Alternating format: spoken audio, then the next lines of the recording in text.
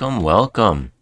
So today I'm going to do three things, and I'll have timestamps for each of these. So if you're only interested in one of them, you can skip to that part.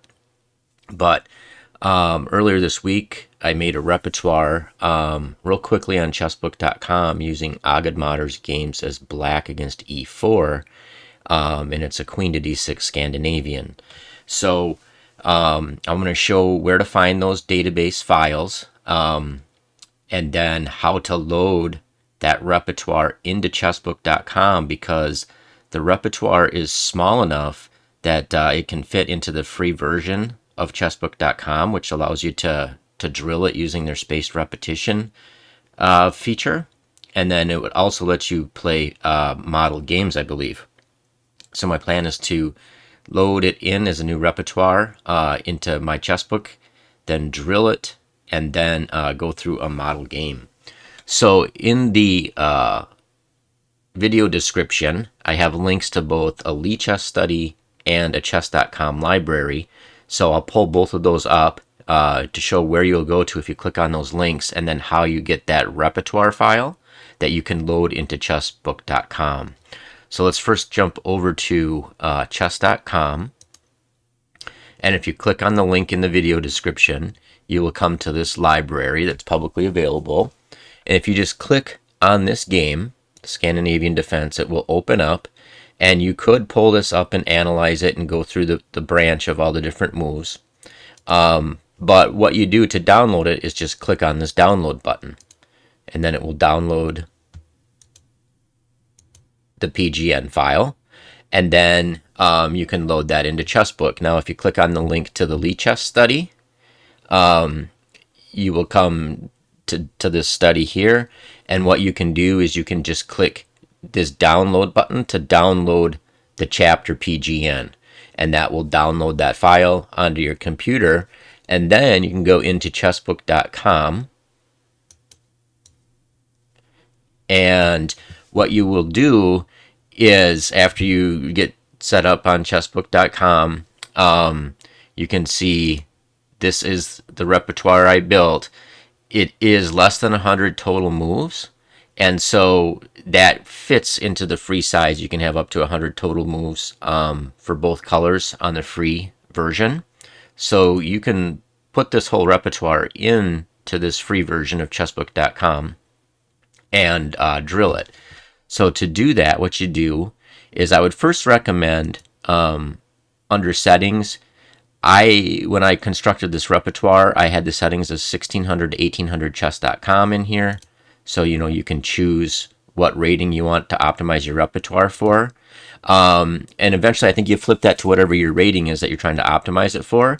But maybe just to make sure that it gets imported correctly, set it to 1600 to 1800 chess.com and have it set to intermediate, so it covers lines that you would get in one game out of 150. And the reason for that is, when you import it, you can tell if everything was imported successfully based on the coverage percentage. And you'll see that in just a second, and it'll make more sense. So then what you do is you'll add a new repertoire, Scandinavian Defense, whatever you want to name it. Choose black, because it's a repertoire for black. Type in the name, hit create repertoire. Go into that repertoire that you just created. If you're new to chessbook.com, it'll be a new it'll be just the only one that'll show here, but this is the one we just created. And I'm going to hit import. And then I'm going to do from a PGN file. And that's what we just downloaded from chess.com library or the Lichess Study. Now, interesting, you can also do it from the Lichess Study, but for today, we'll just show how to do it from a PGN file. So what you do is you can either click there, enter it, hit submit, and then here, do not trim it. You can trim it down to your coverage level. There was a couple lines where I put a few extra moves in beyond what was recommended by chessbook.com. Just hit no thanks, keep the whole repertoire.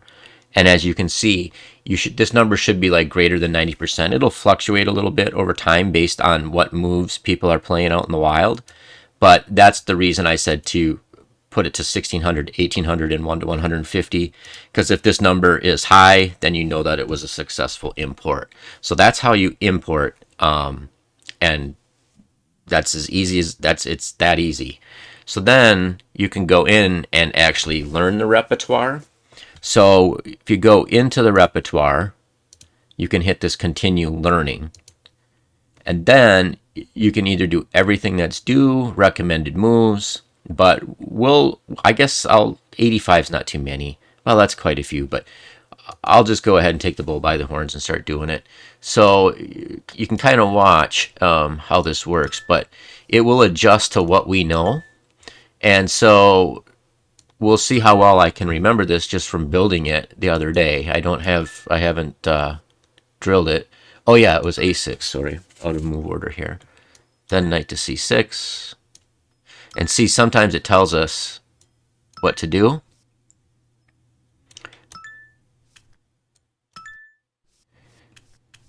And then the nice thing is, see how it kind of jumps forward on stuff we've already done so that we don't have to enter it all from scratch again. But this is where, okay, so this is a new move, so it shows us what to do. And Agadmator likes to keep pieces on the board. All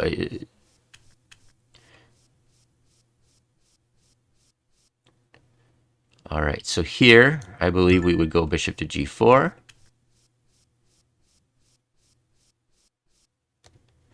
And it's telling us this is a new line. And that's what's kind of cool, is that there's so many transpositions back into like the same general setup here. g4 is not available, so we just go to f5.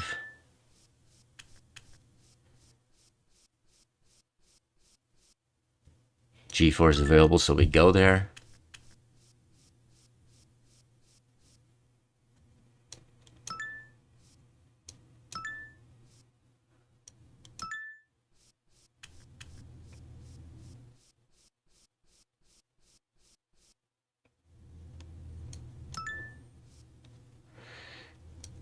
And can we get away with this here? We can.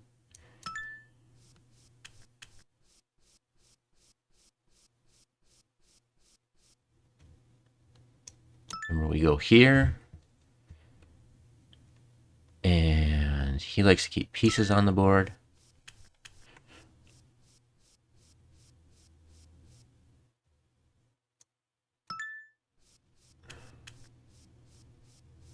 So yeah, this is set up so we have pretty much all the coverage we need to learn at a 1600 to 1800 level on chess.com.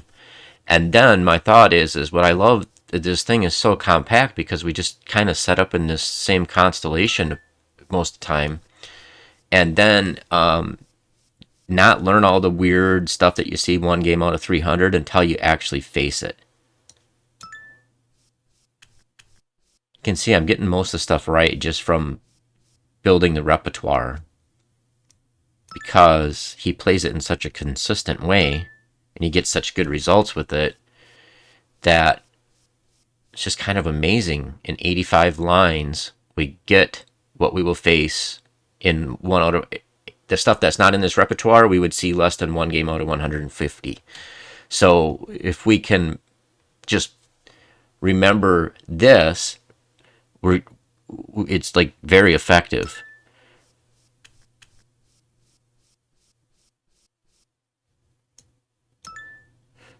So now we haven't done this line, so see how it's showing us what the moves are, having us make the moves. But as you can see, they all kind of transpose into a similar thing. Oops.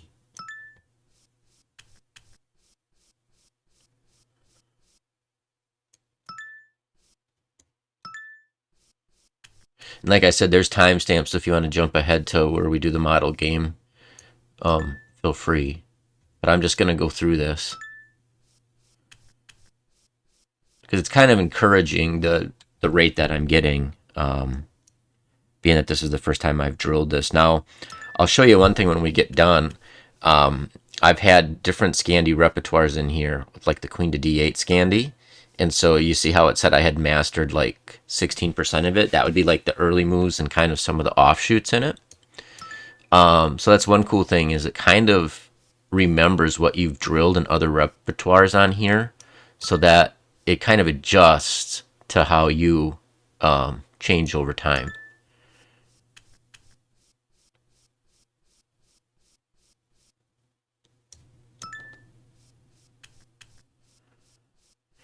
And I think it'll give us like what percent we got correct when we're done with this. And as you can see, once you get the basic idea, you retreat your queen to d6, then you play knight to f6, then you play a6, then knight to c6, then bishop to g4 if it's available. And then the idea is to just play a bunch of games and use the analysis function, and eventually over time learn the patterns. If you take a little time after you play each game, learn the pattern. Like there's one pattern when they play g3 and play bishop to f5, we move our queen to b4.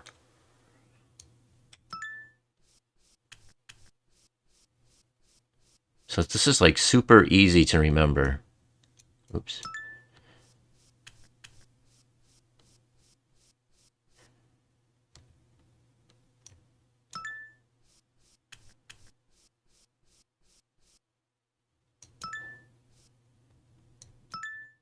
Got our kind of formation. Our same kind of setup for pieces. Knight's out, queen on d6, pawn on a6, bishop g4.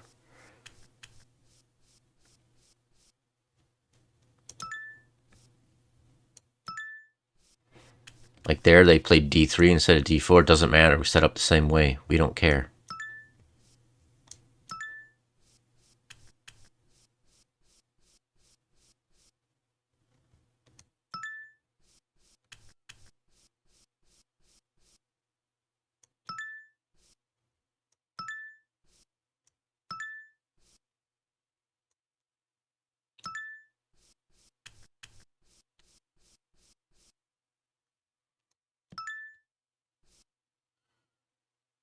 All right, let's see. So this one is a little bit... Oh, yeah, a6.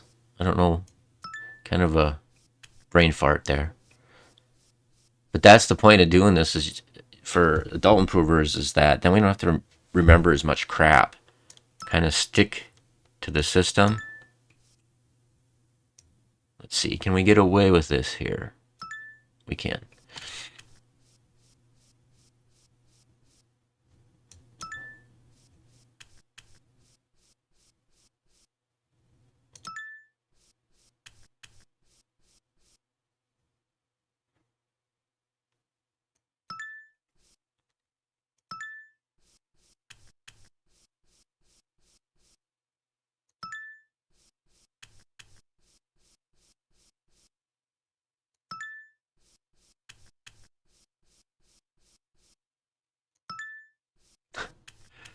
It's like super easy. Now, it'll take a while to get really good at playing these positions, but the beauty of it is it's like unusual positions. So my hope is that playing this over time, spend less time trying to memorize the openings, more time picking up patterns from these type of positions. And I'm thinking that's why Agadmator scores, just it has an incredible score in this system, is he's not wasting time memorizing a bunch of stuff. He's playing these openings and then getting really good in these positions, just getting better than his opponents. All right, so let's see. Yeah, knight to f6, a6, same old, same old. Starting to feel repetitive already, isn't it? But that's the whole idea. All right, so if they try to do the quick charge on us, we're just going to take safe harbor on b6. And what's cool is it kind of cuts the lines off where it won't show up in more frequently than one game 150. So it's like, let's not memorize like 10 moves in on something that you're going to see less than 1% of the time. Just know that if we go to b6, we're safe, and then we just figure it out as we go and get experience in it over time. And like I said, the cool thing is like in a lot of those where they bring their bishop to c4, we could, instead of just going on our regular setup, eventually play b5, c5, take, queen takes, and you kind of have a whole different way to play it. But in the beginning, just transpose into those other lines and just get experience. So it's kind of, it's expandable as well. Different ways to play this.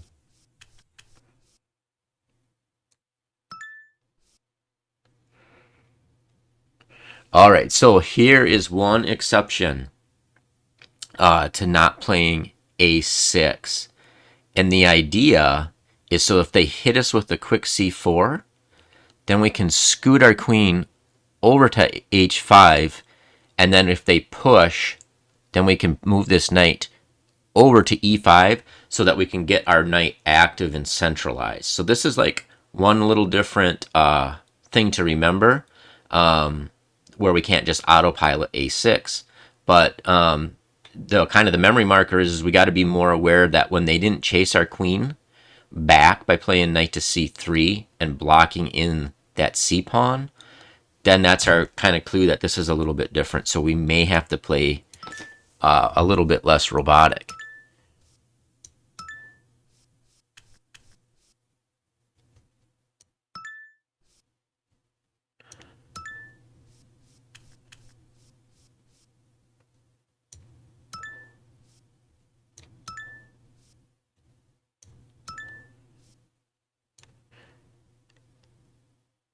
And we probably could get away with this move here.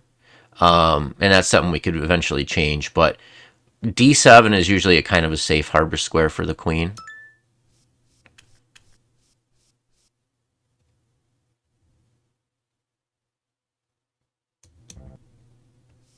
Oh, okay. So this is testing us. So this was remember, see, that's the aging brain. But this is, c4 is still available. So we're going to prioritize getting our knight out first. Then getting our knight into the game. And if we trade it off with that one, great. That's fine.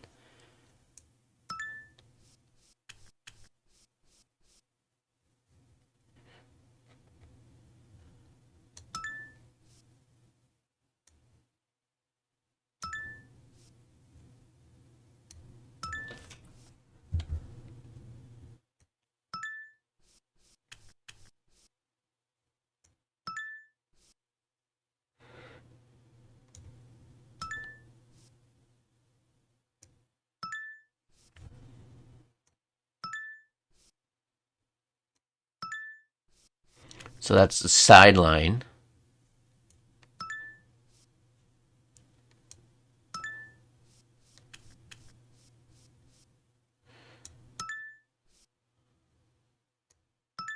That's the key move to remember there.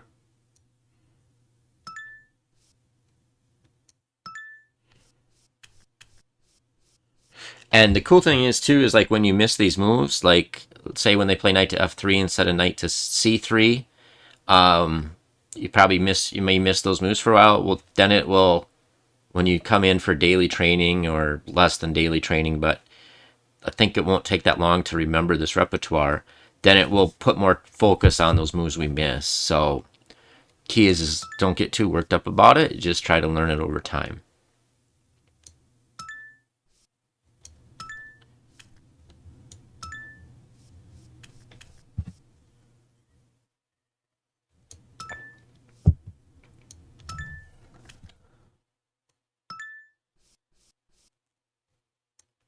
So now we have like this French defense. And the idea is if they play, we play knight to c6 first, because if they play this knight out, then we can pin it. We are super happy to trade that bishop for that knight because it's like a French defense, and this is our bad bishop.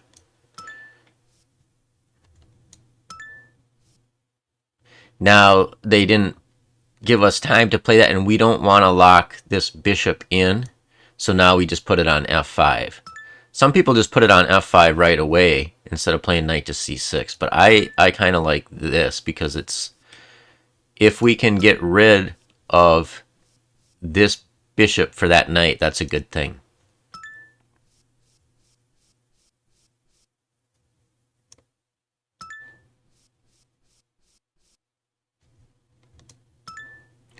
So we were stalling there to try to get rid of that knight.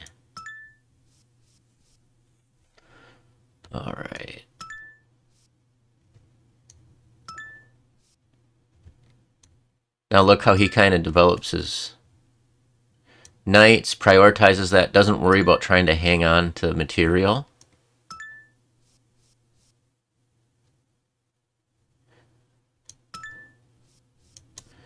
So instead of grabbing that, letting them develop that bishop with time, it just gets developed.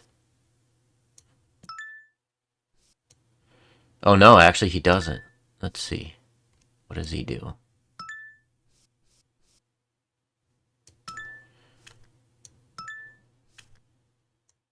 So this we're playing like a Tartakower.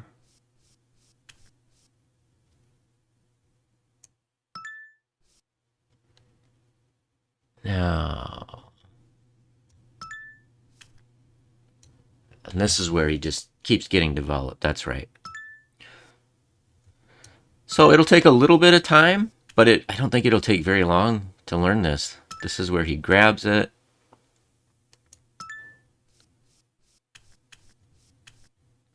This is where we play here.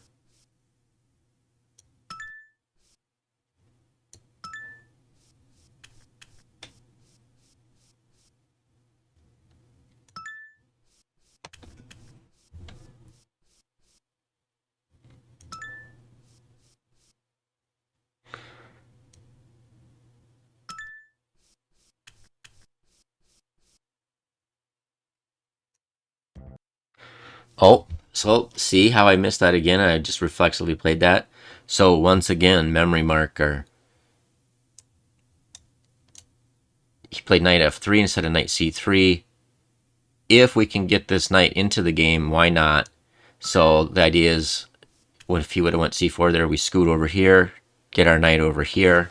So the cool thing is because we'll probably do so well on most of the things that transpose into the main setup, we'll frequently with this spaced repetition trainer get trained to then, by missing that a couple times, it's really going to hit me with those in the upcoming days. All right, what's going on here? So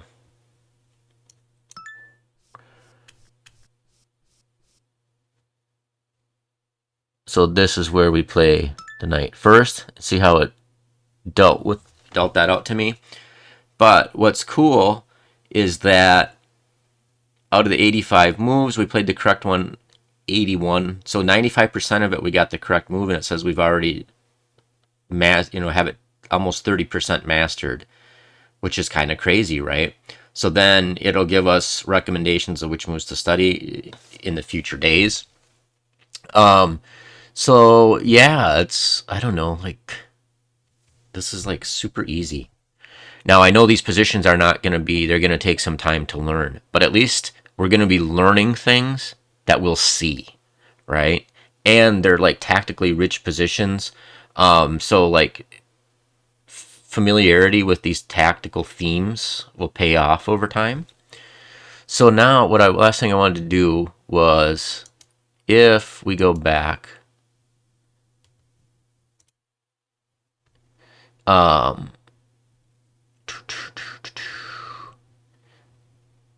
plans and model games. So we could go into a line and pick one out. I think that's how it works. But if we actually go out here, you can see it says play through a model game, and it has a Scandinavian defense one loaded up. So let's do that. I've only done it one time, but I want to see if this is, potentially a useful thing to do. And it's picking a game online that they think could be instructive based on the repertoire that we play. And so what we try to do is we try to guess the move that's played in the game. All right, so now we still play here.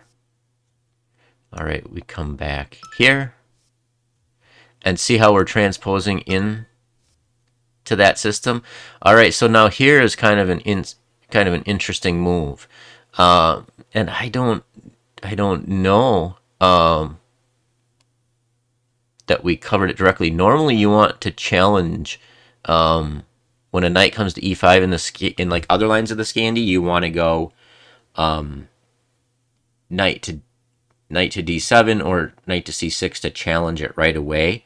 So I'm trying to just see if there's any difference. Like if we play knight to c6, then we also hit this pawn. So I'm going to do knight to c6. It's kind of thematic in our opening. Now look at this. So what's interesting is that we had a tactic come up already, I believe. It may not be instantly winning, but if we go, let's see. I want to see if we play queen to e6. You know, we're hitting the king and that knight. If they move, I mean, I know it's protected, but if they move,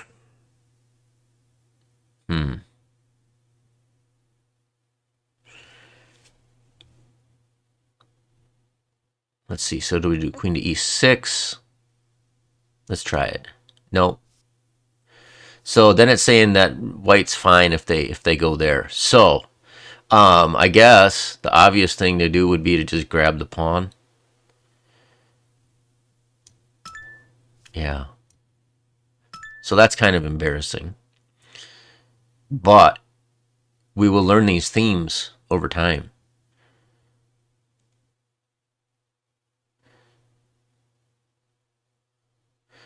So we have different ways. We could play b5, bishop to b7.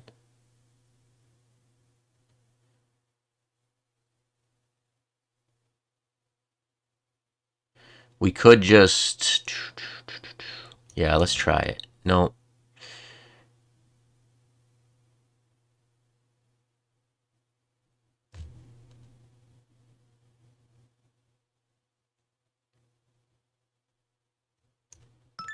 All right. So we could just castle here.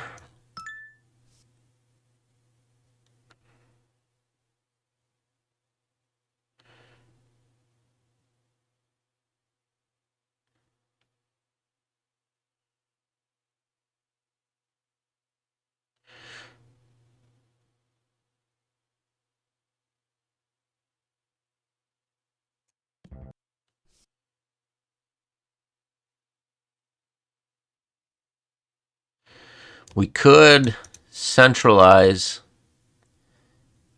this knight and then play f6. Okay.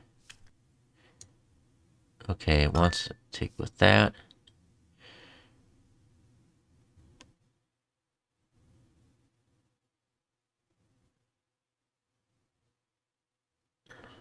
Note that we're up a pawn, so like if we just trade stuff off, it can't be bad.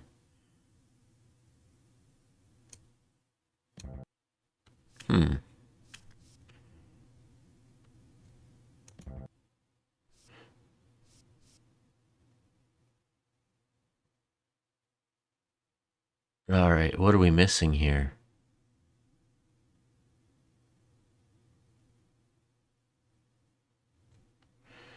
Oh, take here. Take.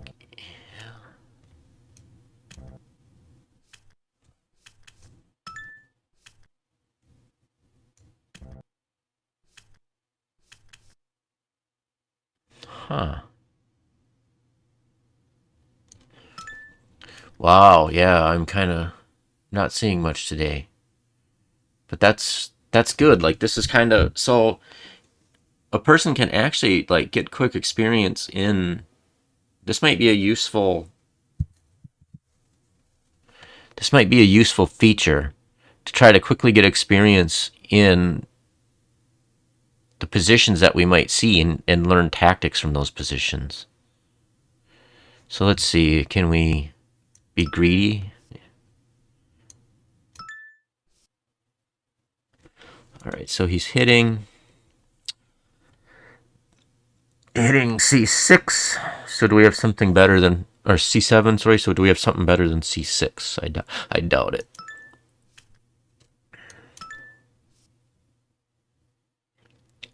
And I would think they would be resigning soon.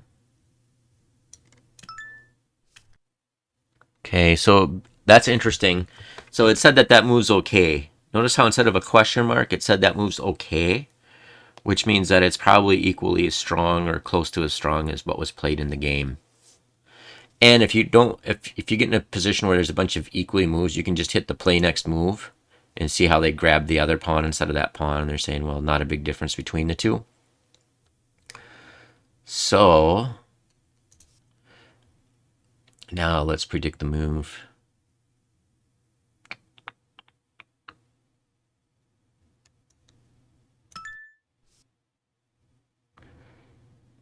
All right. So do we misplace their king? Probably. So once again, it says it's okay, but it's not the actual move that they chose. So we're so far up at this point, I would actually even consider playing that. It did give it a question mark, but let's see.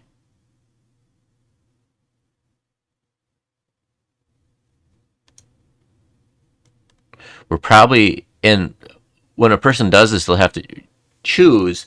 Like now we're beyond the point where we're doing like thematic stuff from the opening. You know, this is just kind of more white got crushed and black is finishing them off. So let's just see what they chose. Because like yeah, like oh yeah, that was kind of obvious, wasn't it?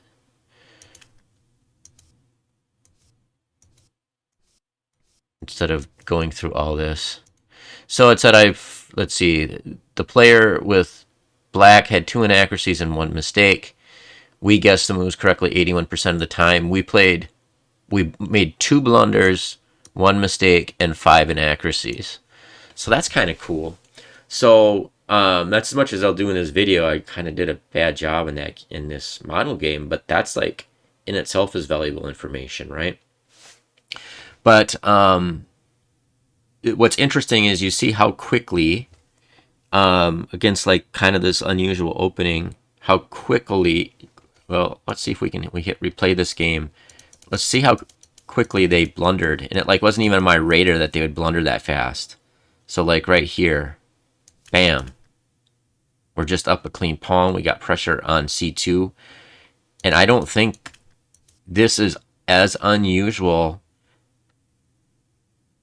as we think it is from what I saw when I was flipping through games in this variation of the Scandi. And that's why I've kind of given it the moniker of the Nordic Nightmare, because like all of a sudden already they're in a terrible position and we're on move 7.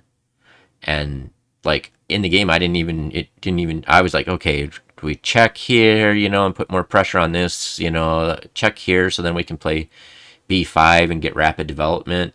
Well, there's just a clean pawn just hanging here. So I think this would be a great opening for us adults too, because one problem that we can tend to have as adult improvers is like a kid would just see that and grab it. They wouldn't even think twice, right? It would take them a millisecond and they'd be, ooh, free stuff, candy, let's just grab it. Whereas we don't necessarily look at the weaknesses created by our opponent's moves, because we're kind of thinking more strategically and more defensively. And when you play this Nordic Nightmare, opportunities are going to present themselves early and often. And I think it will help train us to just have our antennas up and look for these opportunities. So yeah, over time, I'm going to make more videos on the Scandinavian defense.